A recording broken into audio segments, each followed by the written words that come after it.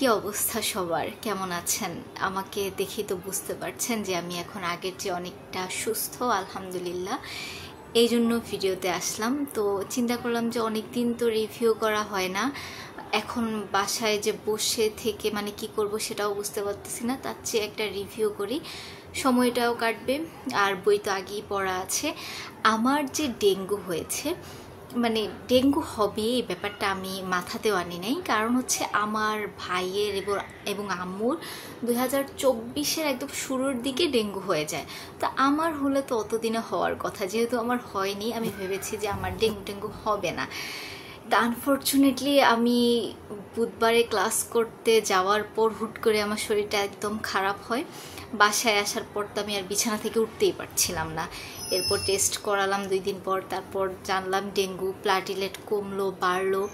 এখন আলহামদুলিল্লাহ অনেক ভালো আছি, শুধু শরীরটা এখন অনেক দুর্বল। এই ছাড়া বলা যায় ভালো আছি। যাই হোক, ডেঙ্গুর কথা এতক্ষণ বললাম কারণ অনেকে আমাকে মেসেজ দিয়ে আমার আপডেট চাচ্ছিলেন, কেমন আছি জিজ্ঞেস করছিলেন। তাদের সবাইকে অনেক থ্যাঙ্কস।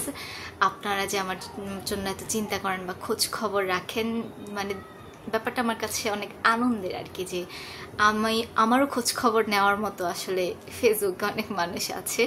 তো আজকে যে বইটি নিয়ে কথা বলবো, বইটির নাম হচ্ছে ট্রু গ্রিট। এই বইটি আমি পুরস্কার পেয়েছিলাম বই আন্দোলন বাংলাদেশ থেকে, যখন আমি ওই গ্রুপের মেম্বার ছিলাম। তো কি উপলক্ষে পেয়েছিলাম মানে বই ছবি বা বই রিভিউ আমার মনে নেই।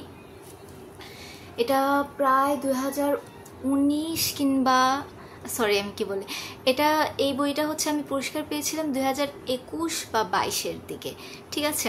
তো এটা আমার অনেক আগেই পড়া। সেই দিন পোস্ট দেওয়ার পর অনেকে বললো যে বইটার যাতে আমি একটু রিভিউ দিই। তো এটা একটা অনুবাদ বই। এটার যে কাহিনী সেটা হচ্ছে মানে একজন ব্যক্তি তার বয়সার্ধ একটা টাইমে গিয়ে, মানে তার কি বলে বৃদ্ধকালীন একটা সময় গিয়ে একটা ডায়েরি লিখে সেখানে সে ডিটেলস বলে যে তার সাথে কি হয়েছিল বা এরকম। তো এই বইয়ের যে লেখক মানে যিনি বলছেন গল্পটা, তার নাম হচ্ছে ম্যাটি রস। তার বাবা হচ্ছে খুব নিরপরাধী একজন মানুষ ছিলেন, কিন্তু তার বাবাকে হচ্ছে খুন করা হয়। তো 14 বছর বয়সের এই ম্যাটি, মানে যে মেয়েটির নাম হচ্ছে ম্যাটি। তো 14 বছর বয়সে ম্যাটি হচ্ছে অনেক প্রতিশোধ পরায়ণ হয়ে যায়, যে তার বাবাকে হত্যা করেছে, সে তো এই হত্যার প্রতিশোধ নিবে। কিন্তু একা একা তো ম্যাটি আর এই কাজটা করতে পারবে না, তাই না? এই জন্য ম্যাটি বেছে নেয় দুজন মানুষকে। প্রথম জনের নাম হচ্ছে রস্টার। তো রস্টার হচ্ছে একজন মার্টিন মার্শাল, ঠিক আছে, তিনি এক চোখা মদ্যপ একজন মানুষ। আর ম্যাটি বেছে নেয় খুবই রাগী দাম্ভিক লাভ বেউফকে, আমি নামগুলো ভুলে যাই দেখে হাতে লিখে রেখেছি। তো ম্যাটি হচ্ছে এই দুজনকে বেছে নেয়। এদিকে ম্যাটি নিজে খুব শান্ত স্বভাবের আর কি।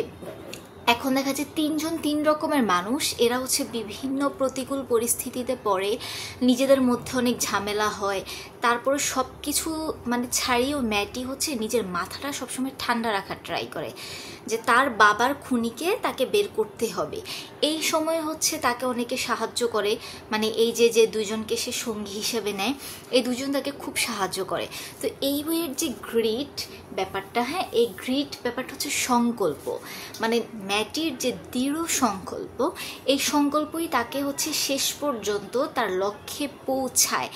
আসলে কি পৌঁছায় নাকি পৌঁছায় না, সে কি তার বাবার খুনিকে ধরতে পারে এবং ধরতে পারলে উপযুক্ত শাস্তি কি দিতে পারে, সেটা জানার জন্য হলে আপনাকে বইটা পড়তে হবে। তো এই পুরো বইটি অনুবাদ করেছিলেন খালেদ নকিব, ঠিক আছে। ওনার অনুবাদ ভালো, ওনার অনুবাদ নিয়ে কোনো কথা নেই। এবং আমি যখন বইটি পড়েছিলাম আমি প্রথমে হচ্ছে কয়েকবার আমার মানে একদম প্রথম দিকে আমার খুব হচ্ছে রিডিং ব্লকে পড়েছিলাম আমি, যখন পড়া আগাচ্ছিল না। পরে আস্তে আস্তে পড়তে পড়তে আমার কাছে মনে হলো যে না, বইয়ের কাহিনীটা ইন্টারেস্টিং। আর এই বইটি প্রকাশ করেছে নয়া উদ্যোগ প্রকাশনী। নয়া উদ্যোগ প্রকাশনীর একটা ব্যাপার ভালো, সেটা হচ্ছে তারা খুব চমৎকার প্রচ্ছদ করে এবং তাদের বাইন্ডিং তাদের প্রচ্ছদের জন্য আমার নয়া উদ্যোগ প্রকাশনীর অনেক বই আমি কিনি।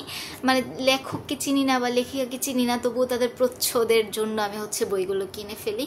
তো এই যে এটা হচ্ছে এই বইটির প্রচ্ছদ। এই প্রচ্ছদে হচ্ছে অনেক কিছু বলে দেয়, ম্যাটি যেরকম অনেক কিছু পার করে হচ্ছে যায়, এখানে ম্যাটিকে দেখানো হয়েছে।